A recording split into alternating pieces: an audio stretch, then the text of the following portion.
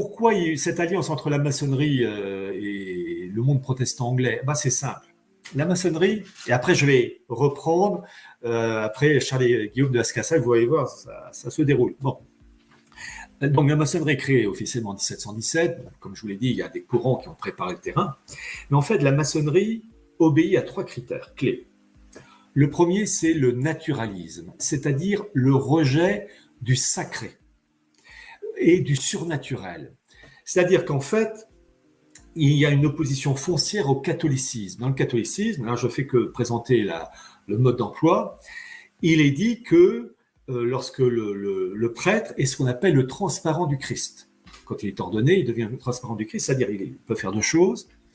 Il peut pardonner les péchés des hommes en confession.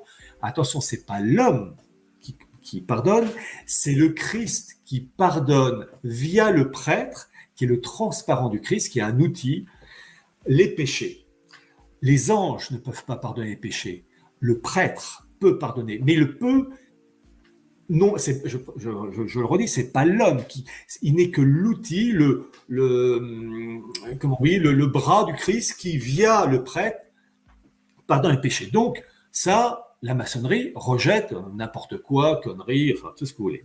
Et le deuxième point, c'est que le prêtre, dans le catéchisme, lorsqu'il prononce ces paroles pour le sacrifice non sanglant de la messe, qui rappelle le sacrifice sanglant du Christ sur la croix, le Golgotha, eh bien ça s'appelle la transsubstantiation. C'est-à-dire que l'hostie, après la consécration, est réellement le corps du Christ, comme le vin est réellement le sang du Christ. Nos sens permettent pas de le voir ou de le goûter, de le sentir, c'est vraiment de la viande, entre guillemets, du cœur, ou un morceau de pain, ou du vin. Mais le catholicisme dit que nos sens ne permettent pas de le voir, mais c'est réellement, au sens physique du terme, le corps du Christ pour le pain, l'hostie plutôt, et réellement le sang du Christ pour le vin. Bon, ça, c'est le rejet de ce surnaturel. Et le rejet surnaturel, c'est naturaliste, c'est-à-dire on reste au niveau de la terre, c'est-à-dire terrestre, ça a toujours les apparences du pain, donc c'est du pain. Voilà, vous voyez, c'est ça. Et donc, le protestantisme, depuis Luther, Calvin, etc., a une vision, terrestre, c'est-à-dire que le pasteur, ça reste toujours du pain, c'est symbolique, mais c'est en aucun cas réellement le corps du Christ, réellement le sang du Christ. Donc, il y a une communion de pensée entre le protestantisme des dirigeants anglais, et la famille royale anglaise, et la maçonnerie, puisque ils ont une vision terrestre et non pas une vision surnaturelle. Deuxièmement, c'est le nominalisme. Et, le deuxième point de la maçonnerie, c'est le nominalisme. C'est-à-dire que, petite remarque avant de parler de nominalisme, dans la synagogue aveugle, quand je dis synagogue aveugle, l'expression n'est pas de moi, c'est en fait le rejet donc du Christ et le fait qu'il était fils de Dieu incarné, qu'il a la messe, etc.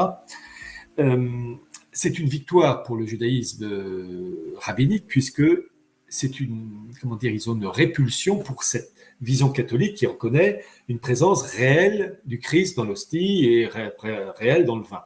Donc, le protestantisme vide de tout surnaturel, et donc, le judaïsme rabbinique est ravi de ça.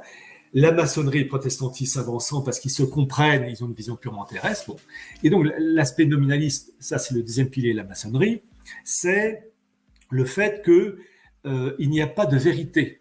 C'est une vérité évolutive. Tu as ta vérité, j'ai ma vérité. Ce que tu dis aujourd'hui, ça ne sera pas vrai. Donc, alors que dans le catholicisme, il y a des dogmes et certes, il peut y avoir des adaptations quand il y a des obligations matérielles. Mais attention, pour les dogmes catholiques, eux, ils ne bougent pas.